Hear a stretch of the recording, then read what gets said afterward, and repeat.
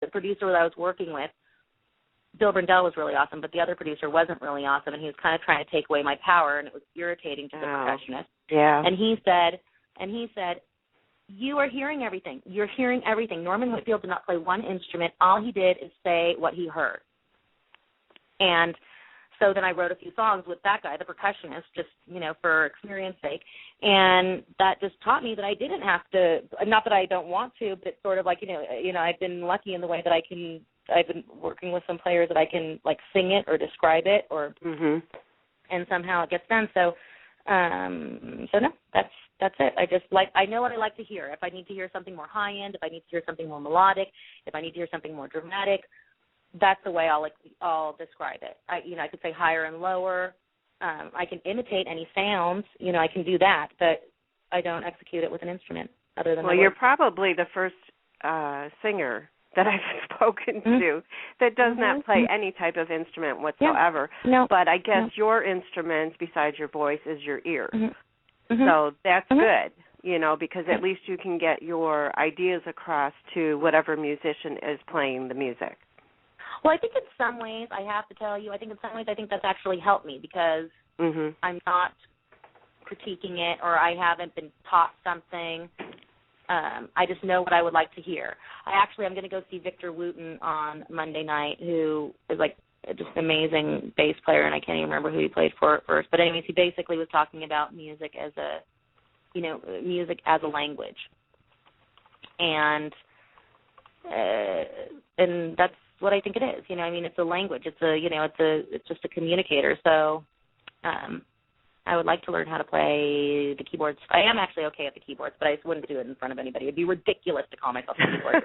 Keyboards, like, compared to who, I've worked with some good people. I can find chords, but I just don't, I know my limits. Well, just like I would only sing in the shower and wouldn't want anybody to hear, then you would take your keyboard into your room. You guys are nice. Well, if you were not a singer-songwriter, what do you think you would be doing instead? Very good question. It's hard to think of. I suppose I probably would be a teacher or perhaps a entertainment mogul of some sort. I like to put together events. I like to put together people. I did teach very briefly in my lifetime, and I really liked that. But I feel like teaching is really wonderful. But then I get, you have a captive audience. You can, influence. But I feel like I'd like to do something a little more global. So I'd have to say probably event setting. But that sounds really boring. I wouldn't really want to do weddings. I would want to do more like experiences, like a Lollapalooza or like events that toured. And that sounds like that would be fun too. Yeah. Something that just, that, again, it's like I really love putting different people together. And, like, for instance, this year's event, our theme is going to be Cirque du Soul Train. And, I have all these, like, funky circus freaks and, like, different, different dancers from this local dance school. But they are going to be doing an installation and doing, like, this really interesting variation of what they normally do. And the lady's excited about it because, they don't get the opportunity to necessarily do that. So it's just fun to see somebody's what they have to offer. Okay, this is a great talent. Okay, can you do it in this way? Like maybe you can do it underwater. Maybe you can do it, I don't know. I'm just throwing something out there. The idea that it's just fun to sort of, just put it together. I love the production experience. I do.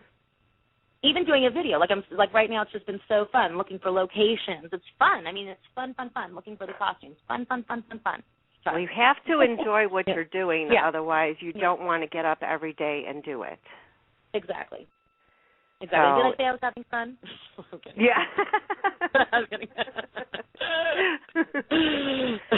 Are your parents or do you have any siblings or anybody that are musical in your family? Is it just you? No, my dad was. My dad doesn't have it now, but my dad actually was self-taught. He was a great pianist, really, really good, organ and piano. He taught himself. But he was great, and he did it for the love of doing it. He also painted. He was very Renaissance, and he loved it. He didn't do that for business, but every day at the end of his work day, he would either paint or play the piano. Like he had an easel and in a clay like thing to like sculpt. So he would like sculpt and and paint like at the end of his workday. And he was a businessman, but he was just very artistic. He was a very interesting fella. So I think him. I mean, because he really loved it. He really loved it. And it was really his, his zen, his meditation, and and it's wonderful to see somebody enjoy something that much. Right, right. Well, I want our listeners to also know that you were featured in the Women in Music You Should Know for January 2013. So everybody go to her website. It's ELLEEVEN.com, right? Yes. And ELLEEVEN, yeah. Yeah, and you can follow her on Twitter at ELLEE VEN. And I was told to make sure that your E and your V were small letters. Yes. Well, is that something just to be unique? I mean, because your name is spelled uniquely already. It was for two reasons. It was to be unique, but it was also because when I first came up with the name, it was because I moved into apartment 1111. That was like the whole thing, and then I did ELLEE VEN, and then I was talking to a guy who was sort of, I don't even remember what his religion was, but he said that people didn't capitalize their name because it was as if you were already like saying you were like the king, or you were already like it was a class distinction of some sort. And so I thought, well, that's kind of interesting. And I want all lowercase letters because I sort of feel like it's all about being your best self, which I think is really, to me, I'm very, I am kind of a, artsy-fartsy type. I am very everybody like one love. I really believe we're all, that like Give Into the Groove, there's not a VIP room. I don't believe in that. I feel that everybody's really important. For one reason or another, right. Yes, yes. And so I just sort of like that idea that it wasn't a surname, it wasn't a family name, it's my name. So. Well, I give you credit for that. I really appreciate when people feel that, everybody's important for a reason, and you let them know that in one way or another. And anybody that wants to do a sponsorship or volunteer or anything for Give Into the Groove, they just email you at GIVEINTOTHEGROOVE@me.com, right? Yes, ma'am. Yes, ma'am. Thank you. Oh, you're welcome. And it's not too late to get anything together now, right? Oh, no. Okay. No, we do. Okay. We do, yeah. Awesome. Well, we want to thank you for joining us today, and we wish you only the very best, and we look forward to much more music from you and everything else that you have going on in your life, and won't be surprised to see you walking down those red carpet events very soon. Thank you. Thank you guys so much. You all have been very sweet. Really, thanks for keeping me on track. Oh, you're welcome, and we would love to have you back in the near future when you have some new stuff out, and maybe we'll be able to play some of your music sometime soon. Thanks. I'll send you guys I got some cute merchandise for Give Into the Groove. I think you'll get a kick out of it. Thank you. Awesome. Okay. Thanks. Enjoy the rest of your weekend. Okay, have a good one. All right. Bye-bye. Thanks. You too. What a sweetheart. Oh, I absolutely love that, not only, of course, that she's so very talented, but that she gives back to her community. That's something that means a lot to me.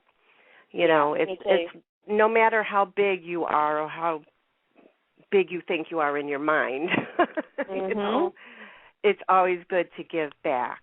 I mean, that's such a better feeling within yourself. That some people just don't realize. A lot of people are me. Well, okay, you can be like that for a while, but also remember the other people that need something in their life that they're not going to get, and you can help them get. Yes, that's true. And I agree. I couldn't agree more because, I think it's a privilege and an honor to be in a position when you have the opportunity to be in the public eye, and you've got a product that you're putting out there and you're promoting, and you can take and give something back. You know, especially if it's a situation where, you know, you've got other people that you're dependent on for your livelihood in terms of, you know, you're making music, they're buying it. So to be able to give back, even if it's in a small way, it's such a huge thing, and really does speak volumes about, you know, you as a person when you're able to do that. And especially for the kids, because the kids these days are not getting enough arts, you know, through school, like I've said time and time again. So if other musicians and people within the music industry reach out and do events like this and get them interested, too, in music in some form or another, you know, they could turn somebody's life around. Oh, most definitely. I agree. So, well, it was a great interview. I certainly enjoyed her. She was just full of energy, and gosh, I couldn't help but be energized by her. You know, she just. I thought I was a fast talker. She just had. You couldn't help but, you know, just get in a peppy, upbeat mood. So right. She is very, very energetic. I love to talk to someone who's energized like that. It just really puts off some good energy, and you know, and you can't help but smile. So in spite of that, so it's a great thing.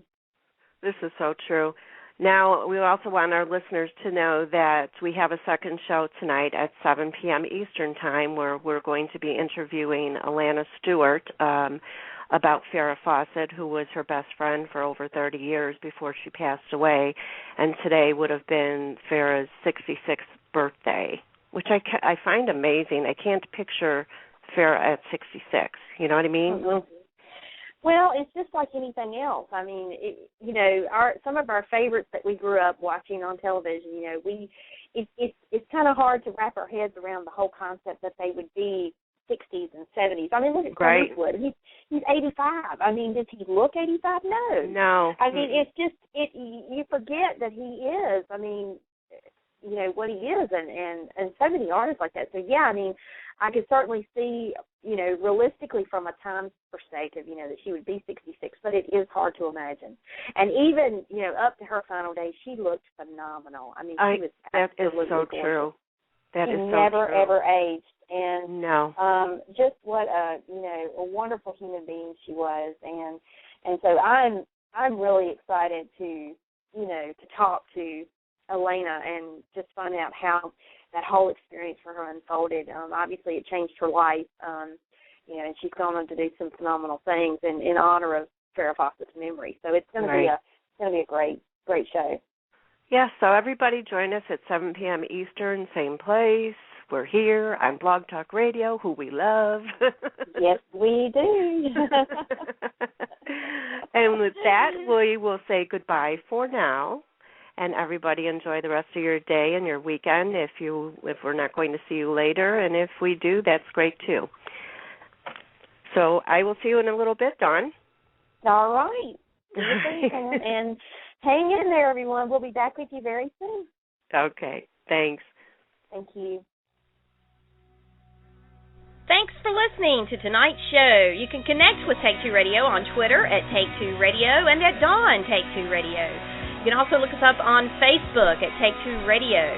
Check out our website at TakeTwoRadio.com and follow us on Blog Talk so you can stay up to the minute of each episode as we add it. Each episode is always available for download immediately following each broadcast, and you can also download every podcast on iTunes. Thank you for joining us. Thanks for listening to tonight's show. You can connect with Take Two Radio on Twitter at Take Two Radio and at... Tonight's show has been brought to you by One Taste of Main Street Cake Shop, baked from scratch, custom-made cakes and cupcakes, and you'll be hooked. Every cake is made to order with only the finest and freshest ingredients. This is no ordinary bakery. Cakes are never pre-made. Main Street Cake Shop is in demand, having provided cakes and cupcakes for numerous prestigious events, bridal fairs, and venues. Owned and operated by April Murray, she has garnered many awards for not only her exquisite cake designs, but also for their incredible taste.